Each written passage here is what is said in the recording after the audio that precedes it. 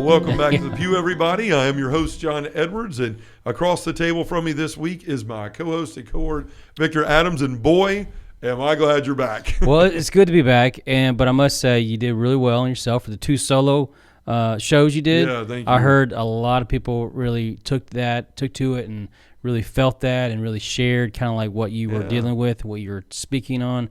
And then that's the gift of the show. I really think, why people are really drawn to, because we talk about the hard things. Yeah. Like we talk about also the amazing, the great things of God, but we also talk about the difficulty it is to be a human being on this earth and trying to be a Christian and trying to do the best we can while we live, like being the best person we can be, the best version of a father or a mother, people, because many people listen to this, not just men, but like I said, we all want to be better and we all strive to be better. It's just that there's so many things that can kind of come into our view and our obstruction and like just kind of veer us off that path. Yeah, well, we want to spend time talking about where we meet God, which is in the moments of everyday life, right? I mean, we oftentimes, try to find God in all these other ways, and that's fine. Or we want to try to see where is God in these other things, but we meet him in the moments of everyday life, and sometimes those are failures, sometimes those are successes.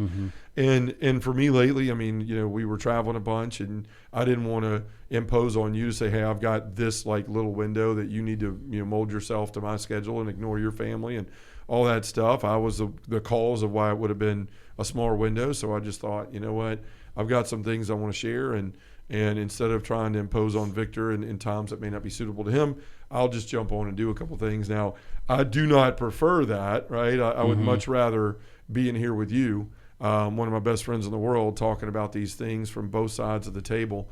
But we did get a lot of great comments from people, and so thank you for those of you that really reached out. We had a lot of text messages and emails just saying this road I know was one that really impacted people, and then same thing last week when we were talking about handling the hard stuff. So I think you're right, Victor. I mean, I think this appeals to people because we talk about real life things and the difficulties, and that's, like I said, that's where you find God in the midst of the everyday moments. Is where you could find him, good or bad, ugly, whatever. It's where we find him. So before we jump into this week, we're going to talk about some more of those moments here in a minute. I just wanted to thank everybody that's been giving to the ministry here lately. We've really had some folks starting to give and coming on as new partners in the pew, and that's what we're asking each and every week for any of you to consider. If this show has affected you in the way that so many of you emailed in the last couple of weeks and said that it had, then please consider supporting us, because if you've been helped by it, other people will be too. And it's not just the podcast and the ways that we help people. We're writing a book right now, and there's cost to get published and those things that we're going to have to get to when we get finished with the book here shortly, hopefully. There's those kind of costs. There's, we reach out to we go to these parishes and do these missions, right, and launch these groups. And so we're reaching people in a lot of different ways other than just the podcast. And in order to do that, to be more effective, to reach more people, we need to be able to continue to grow the support we have in the ministry so we can add the things that we need, like personnel and other things. Like here lately, when I brought Derek on, there's all sorts of different things that he needed, AI stuff and chat GPT and all these things that make jobs easier for us to do, to be able to make more content and to be able to help people quicker and more efficiently. There's all sorts of stuff like that we need in the ministry all the time to help us better, to get better at what we do. So for those of you that have helped, thank you for doing so. Every little bit counts. Every time I see one come through, I get a tear in my eye. I really do. And I mean, there's such nice messages that people always tag when they give online about why they're giving. And so I see every one of those. I try to respond to every one of them, and every one of them touches my heart, because I know you have a choice in where to give. And the fact that you give back, that's what this life of discipleship is about. When someone helps us, we're called to turn around and help others, whether that's with our time, with our talent, or with our treasure. And right now what we're doing is asking people to give back to people through their time, their talent, and their treasure. So if you want to support what we're doing, if you've been moved in any way at a mission or at a group launch or at a diocesan leadership summit or through the podcast or anything else that we're doing, I ask you to please consider coming alongside us in this mission. It's not just asking for your money. It's asking you to join us in this mission. If you believe that men need to be helped, if men need to be brought back to being the husbands, fathers, brothers, and sons that they're called to be, and that God created them to be for the church, the family, and the world, then please consider supporting us, because that's exactly what we're doing. And you can be part of this mission. As a partner in the pew, you come alongside us, you enable us to do this work through your prayers, through your time, through your talent, and through your treasure, and you can claim this mission as your own. So please consider supporting us, joining us as a partner in the pew at a monthly level. That is doing so much good to help us take steps and strides forward so we can do the job that God's called us to do better. So you can become a partner in the pew by going to justaguyonthepew.com. There's a donate button right there on the left. I know I said donut button last time, but it's a donate button that's on the screen. You can find it there or in the top right corner where it says donate or support. You can also go directly to www.donorbox.org/pew. That's donorbox.org/pew, P-E-W. So thank you for those who have given. Thank you to those who will. It means more than you know, and it's helping us reach more people. Last thing I want to say before we jump in the show here is, folks, we are constantly looking to work more in these parishes. So, look, we're going all over the country doing these diocesan leadership summits. We're meeting great people who have a desire in their heart to build something for themselves and for other people in their parishes. This is the only way we're going to get men back involved in the faith, is to get them involved in their parishes, build relationships with Christ, with them and with Christ, and with them and other men. It's worked in our parish. It's worked in over 25 or almost 30 now in the country. We keep growing these things. We've got requests in all the time. But if you have a desire to do this, we will walk with you. We will not leave you on your own. We won't send you a DVD set and say good luck. We'll actually work with you, put boots on the ground, spend months with you, train your team, help you raise up individual men so that we can come and help you build a team, give you a structure, and build fruit that lasts. We will walk with you from A to Z. I promise you that. So if you're interested in having us, starting the conversation about growing a men's ministry in your parish, you don't know how, you need help, we'll help you. You can find out more about that by just going to justaguyonthepew.com, click any of the buttons on the page that say find out more or start a men's ministry, fill out the form. We will get in touch with you. We'll set up a time to talk, and we'll help you make that dream a reality. So thank you for listening to all of that. Thank you to our donors, and thank you for those who have worked with us and who will work with us in the future. So, Victor, now that we got all that out of the way, let's jump into what we're going to talk about today. And I mentioned Derek in the beginning of the show. He's been working with us. He's been doing a lot of great things, and operationally, marketing, all those things. And if anybody enjoys the posts or anything they've seen lately, a lot of it is Derek's creativity and just what he brings to the table.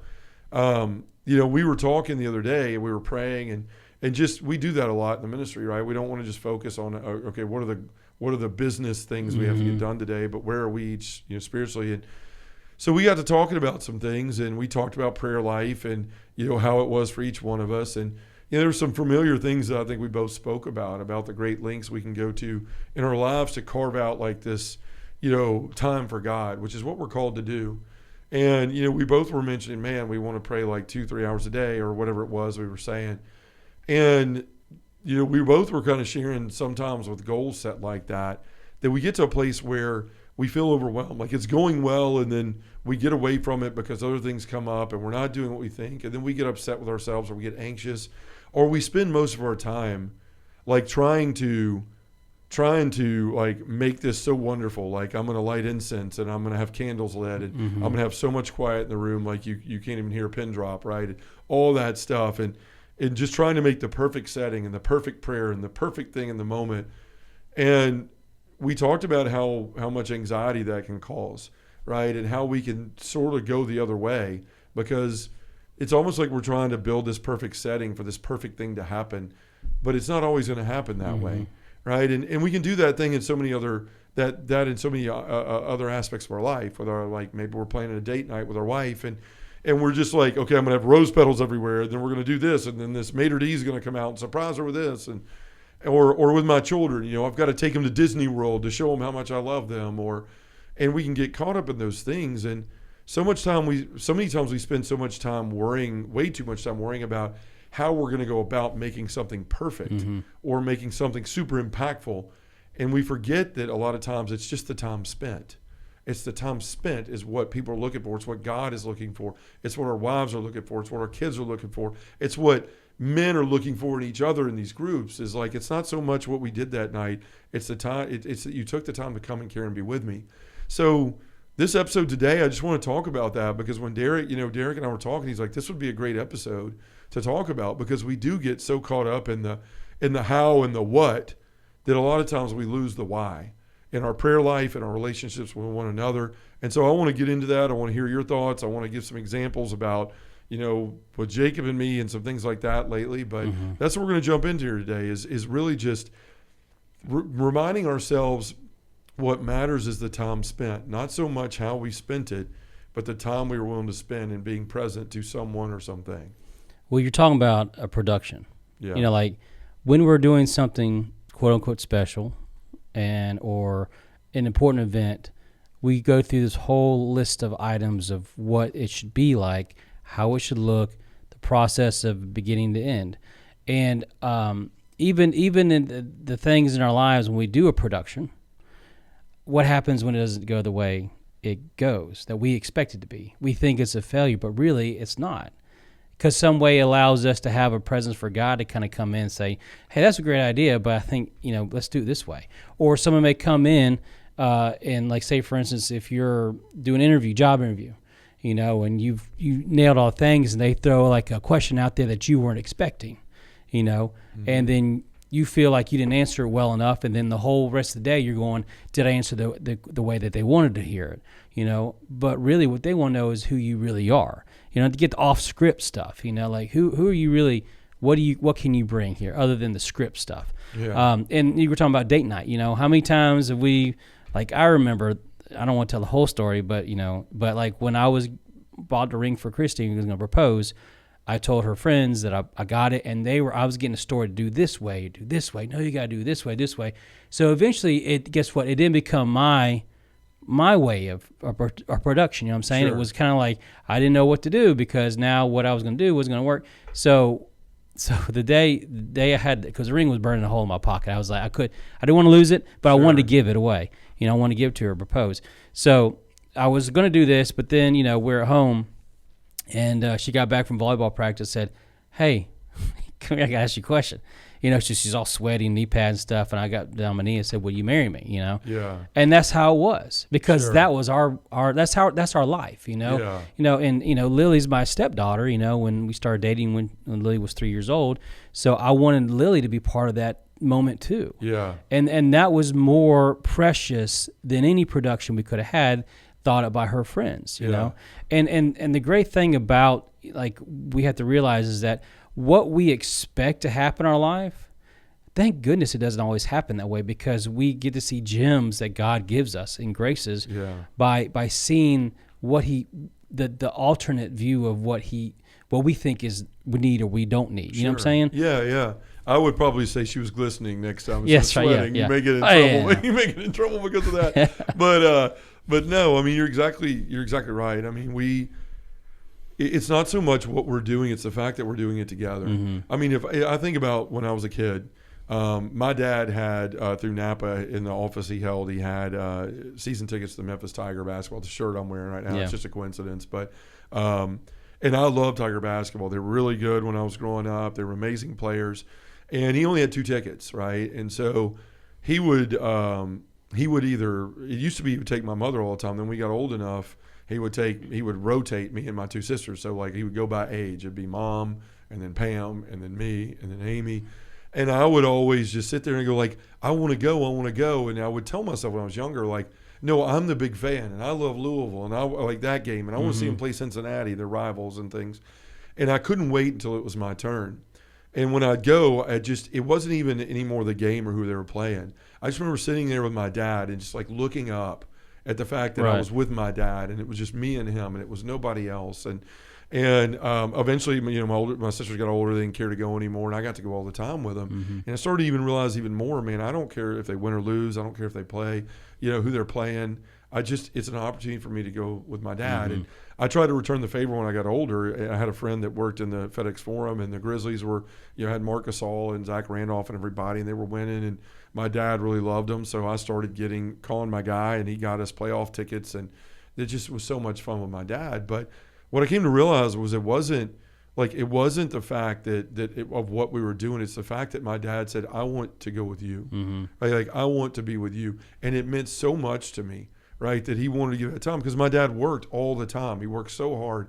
And the fact that in his free time, he cared to go with me to those games, you know, and I know I've talked about my dad in other ways. And as I got older, we had a little difficulty in our relationship, but that's a sweet memory I have from my childhood. And we were down there this past week for the 4th of July. And, you know, my dad's he's 83 now, and it's hot outside in Mississippi, and you're surrounded by these, you know, soybean fields. He grows soybean, you know, farms that, and it's super humid around all those things.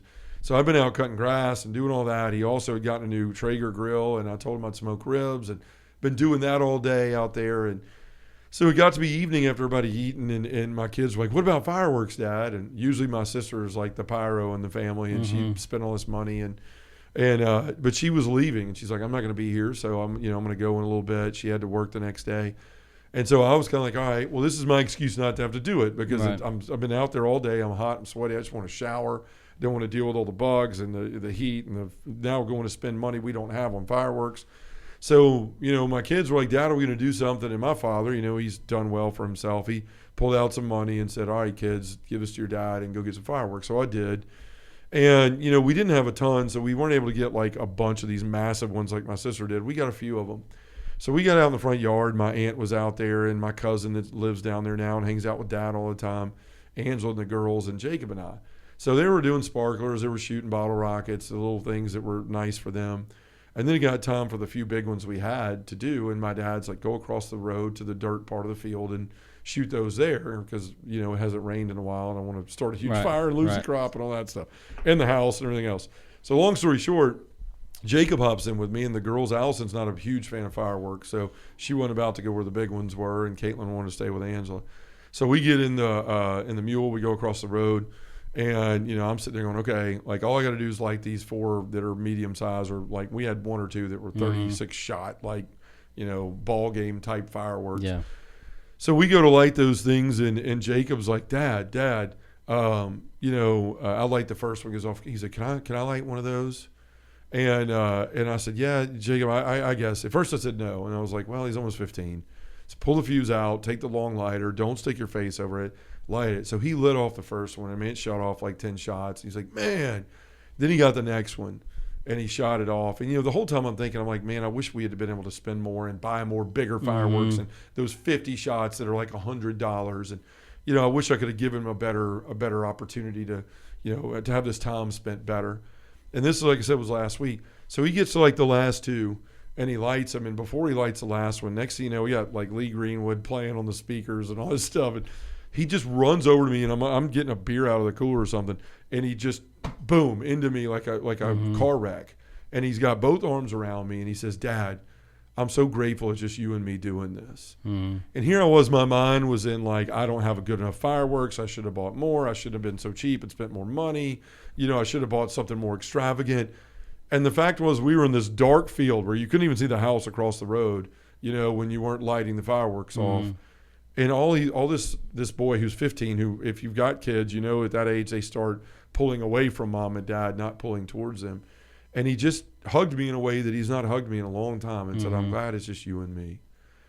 And it really hit me. And I was sharing that with Derek, and that's when we were talking about prayer and all that stuff, and just how we can go to these great lengths to like worry about what we didn't do, or what we didn't say, or what we weren't present with. And I can even do that speaking, like, man, I didn't say this, and I should have said this. And it's like, no, that's not what God wanted, right? He wanted this, and he allowed you to say this, and this is what it was. And anything else is nothing but useless anxiety and worry, right? And stress that is the devil trying to ruin those moments. So it was just this beautiful time with Jacob, and it really drew my attention. It's why I wanted to talk about this week on this episode, was the time with Derek, with Jacob, was it's just the time spent, man. We can worry ourselves and bog ourselves down in so many other things, trying to worry about how to make things perfect or make things, you know, so memorable. But what you're going to remember is, like with my dad, I don't remember the score of any of those games. I don't remember who won or who lost. I don't remember who scored what points or not. I remember sitting in that stand with the peanuts my dad used to pop and eat the whole game, and him buying me a soda that I didn't get to have a lot, and a bucket of popcorn, and his arm around me saying, "Son, did you see that? Son, did you see that?" That's what I remember. Not anything else about it, but the rides there, sitting next to him, and the rides home, and saying, "Thank you, Dad." And what I'm going to remember about those fireworks is not if we had the Whistler things or the Captain America box. It was whatever. It was just the fact that he and I sat there enjoying that time together. Right. And this is what we have to focus on, not only in our life, with the relationship with those around us, our wives, our kids, the people that God puts in our life as friends and guys in a men's group, but also with God himself. Right. I think, what we're talking about is that, we have a sense of obligation to do things, obligation to be a parent, obligation to work, obligation to be friends, all these things. But when we don't put desire in the obligation, it becomes like automatic. Yeah. And there's no feeling and there's no emotion connected to it. The most powerful way to live is have an obligation to do something with total desire. Yeah. And that is what it is called to be a person of faith. Is that, yes, you go to Mass, but if you go to Mass without any desire, what's the benefit? Yeah. And so I think what we're for us, where I am, is that I finally have found that I'm starting to merge those two ways of living together and not have it separate, where I'm working on, I'm obligated to do this. Yeah. But I don't want to do it. Yeah. So I'm forced to do it, but I do it anyways. Which nobody enjoys. Right, when you do right, it, yeah. They can tell you don't want to be there. Right. So, we had the story when we were young, we were obligated to go to church. Mm-hmm. But did I have a desire to go to church? No. Yeah. So for me, it wasn't a proponent of a massive kind of inner well-being of oh my gosh, this is amazing, Yeah. Until I became a person of what it knows suffering's all about. Mm-hmm. Making the connections that suffering is necessary in order for me to get away from my own selfish intrigues or my own selfish ways of thoughts. And the great thing about what we're talking about now is that when we realize we're sharing time with the people we love, and we're taking fully advantage of that moment by being present. Yeah. That desire of what we were always chasing is right there in front of us. Yeah. We don't have to create a production of life to get that desire, because when we think it's way off, far off, we miss what's going on right in front of us. Sure. And that is what we're talking about, is as being a parent, we always have these things, when this happens, sure. But we forget that when it's happening now, that's when we need to be present, because these kids, they grow. High school is quick. College is quick, and from pre-K to 8th grade seems like it takes forever, and so we're not. There's times where I wasn't fully involved in what was going on, and missed a few sports events because job was what was needed and stuff. And not to say that you have to be there all the time, but what is the desire? Sure. And the obligation, is it connected together, or are you separate in what you're looking at? Yeah. And what you're saying, there's a Saint Gianna that said, live holy the present moment. Right. And I think not like holy, like WHOLE, but holy, HOLY. Live holy. And how do you make a present moment holy? By being present to it. The thing is, when you don't, well, I don't really want to do that. It's about us. Right, I'm going to do this out of obligation, but I don't want to. It's about us. Mm-hmm. We're not really putting the other person first. We're not dying to self the way we're called to. And I didn't want to be in that field with bugs crawling all over me after I've been sweating all day long and disgusting and covered in grass stuff. And all I wanted was a shower and a bed. But my kids wanted something different, right? And it wasn't, again, how we did it or what we did it or, how great of fireworks we had or we didn't. It was, you've made a choice to be with me when you could have been doing something else. Mm-hmm. And not only have you made that choice to first and foremost be there, but you've made the choice to make me feel special in the moment. Not because of the grand production of anything, but because you're really here, because you really are caring. You didn't blow me off and say, no, I'll just lie down. Let's get this over with, right? I'm tired. I want to go to bed. It's, yeah, Jacob, take your time and do what you want. And what came from it? There was a gift of love received and a gift of love given, because it was a true gift of love. And that's what I think the Father is waiting for us to do too with as it pertains to God. Because we could spend so much time like, okay, I'm going to go to adoration, and then I'm going to do this, and this. I'm going to read this chapter of this, and I'm going to pray this rosary, and then I'm going to wait 10 minutes. I'm going to stare at the Lord, and I'm going to do this, or I'm going to be in my house, and I'm going to have the holiest prayer station in the world. And look, we need reverent, silent places of prayer. But at the end of the day, we spend so much time trying to make it perfect, trying to make it just right, when God is looking at us going, man, that's an extra 15 minutes. That's an extra 12 minutes that we could have spent just being together. We had our adoration night last night in our men's group. We're recording this on Thursday. Wednesday's the night we meet. And we had adoration, and Deacon Jeff actually, was the one doing it for us. Father Gio was in a parish meeting. He just, the new priest, he's covered up with meetings right now. The new pastor, not the new priest. But, Deacon Jeff was really talking about, like, look, you got all these anxieties, you got all these other things, you got all these other worries, you got all these other distractions. Like, just sit here and look at him and be present. And that's what I did. I was like, Lord, here's the struggles of my life. Here's what I'm facing. You know what they are. I don't have to recite them to you. I'm just going to, what I'm dealing with in my life. I'm going to sit here with you. If you want to say something, say something. If you don't. But I'm going to be quiet, and I'm just going to look at you, and I'm going to appreciate you. And it was one of the most peaceful adorations I had, because I wasn't worried about planning something or what should I say or how should I hit my knees. And I make jokes on the road when I'm speaking sometimes about, even when we pray sometimes, we try to sound like more Shakespearean than the next person. Oh Lord, who art thou, my God, flesh of my flesh, gained of my love of your gained heart, and all this stuff. And it's like God sometimes looking at you like, hey man, cut the stuff. Like I'm excited that you want to spend time with me. Right. My prayers always say, God, I'm an idiot. Yeah. Sorry. Yeah, like I don't go to my dad's house like, Father, I've returned from thy Piggly Wiggly with the items you requested. And he'd be like, dude, what's the matter with you? Like, come in here and sit down and talk to me. Yeah. And I think sometimes we can spend so much effort on the what and on the how instead of the why. I just want to be with you, Lord. Yeah. I just want to give you my heart. If it's for 2 minutes, an hour, 5 minutes, 20 minutes, whatever. And this is what we have to get to, is how do I live holy the present moment, right? How do I just forget everything else for a little bit and realize that it's the time spent. Like, as excited as everybody else gets, as Jacob was, as you and I get when we get to be present to each other in this way, whether it's during the show or before or after the show, where we're talking about life and all the things that piss us off or make us happy or whatever's going on in our life, like, that's the time that we all look forward to. Is, man, I'm really going to get to go spend time with Victor. I'm going to get to spend time with Nick or with Angela or with John or whoever, or with my children. And I think God feels the same way. I think I like to picture God getting giddy. Like when he knows that we've made a decision now in our free will, that choice again to spend. I could be doing the work I need to do. I could be doing stuff around the house. I could be doing this with my wife or my kids or whatever else that I can tell myself all day long needs to be done in a 24-hour span. But when that thought process goes, I'm going to go spend a few minutes with God, I just have this image of God getting so elated and so happy, or Jesus or whoever it is that you're praying to at the time, Mary, getting so elated because that time means something, because you chose. It was not forced. It was not taken from you. You chose to give it. And I don't think God is so worried about how we're going to dress in the moment or how what incense we're going to use or whatever. I mean, those all things are reverent. And of course, God chooses and loves to be blessed by those things. But I think the most important thing is God is going, he's coming to be with me, or she's coming to be with me. And that's what it is.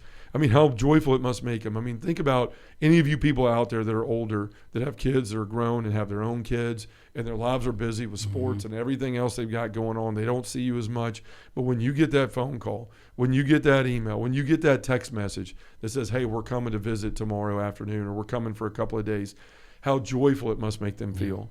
I see when I pull up, my dad almost always walks out to the carport, even though he doesn't get around that great anymore. And he says, hey, how are y'all doing? And he starts asking everybody, and what do you want to do? I don't care. I'm just glad you're here. And I think that God the Father is the same way. Jesus is the same way when we go to him in prayer. Is like, man, how happy am I? How joyful am I that you've chosen to spend some time with me? Now, should we choose to do that more in our lives? Yes. No one's saying like settle for less. But don't lose the importance of the moment. Don't lose it that it's about the time spent more than it is how you're, got the lights set, or how you're taking your wife to this restaurant and going to have this maitre d' say this, or you're going to take the kids to the perfect movie. It's the choice to spend time with somebody that shows that you care. And I think that we lose that, and we get so upset with ourselves, and then we get down because it wasn't perfect, it wasn't right, we stumbled in the way we said something. We can do that even with these podcasts. Oh, we stuttered, we didn't say a word right. And when we do that, we lose the reason why we did it. We spent the time doing what the Lord asked us to do to try to help other people. At the end of the day, that's what matters to people, that's what matters to us, and more importantly, that's what matters to God. Well, as we close, I know we're getting to that point, but just live fully with the obligation of desire, you know, and don't worry about making everything perfect, because it's not going to be. There's no way you can make anything perfect in life, because there's going to be something that we're going to miss. Yeah. You know, and if we're not careful, we'll miss the most important parts of our lives. Right. And I can tell you personally, with my children, with God, with my wife, I have gotten so caught up in the details that I missed the entire time we were there together. You know, I always talk to Angela. I'm on the road so much, and when I'm home, I just want to be present.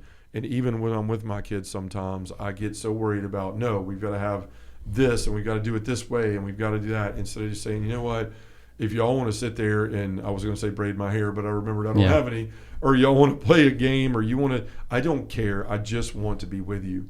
And when we can start doing that same thing with God, you talk about your prayer life, making leaps and bounds. You talk about leaving peaceful instead of feeling stressed and like I'm not enough. I'm inadequate again in my adoration time, or I'm inadequate again in my mass time. But as you said, going in not as an obligation, but I have a desire to be here, and my heart's going to be present. Well, no matter what the time limit is, I'm not going to put all of these constraints and what it should be and all these ridiculous expectations, which we're never going to live up to. I'm just going to simply say, Lord, I'm here. I want to be with you. I don't know what that looks like. I don't know how much time it's going to be, but I know that you're going to appreciate whatever it is, because I'm here voluntarily and without of love. And it's the same thing with our wives and kids. Yeah. That's what relationship is, right? Is I don't expect anything. I don't require anything of you. There's not a demand that needs to be met. There's a free giving of oneself to one other. That's what the Lord wants more than anything for our lives with other people, and most certainly with him. So, folks, I hope this one hit home with you again, too. I'm glad to be back in here with you again, Victor, as always. Just such a blessed time to be with you and to share both of our thoughts on these things. So, folks, again, if you're struggling with this, look, you can always sort of begin again, as St. John Paul II would say, is just begin again. Take this to mind and look at how you're spending your time with the people you love, with God. And if you find stress and anxiety and worry at it, look at it and say, how am I doing this? Am I really just going with an open heart and with a desire to be there and to be present? Or am I going with all these expectations? Check the expectations at the door. I promise you, if you go and just say, I don't know, but I'm here, and I'm here with an open heart, then you're going to leave everything you do more peaceful, and the people you're going to be with are more peaceful, and you're going to get something like a hug I got from my son that said, I'm glad it's just us. So, folks, let's take all this to prayer. In the name of the Father, and the Son, and the Holy Spirit, amen. Heavenly Father, our time is one of the greatest gifts we can give someone. So many times, though, we waste it worrying over how we should spend it with someone. Help us to see through the worries and anxieties of what, and help us to remember the why. And Father, whenever we feel we have to make a grand gesture of something or someone, remind us that it's the gift of our time that truly counts. In the name of the Father, and the Son, and the Holy Spirit, amen.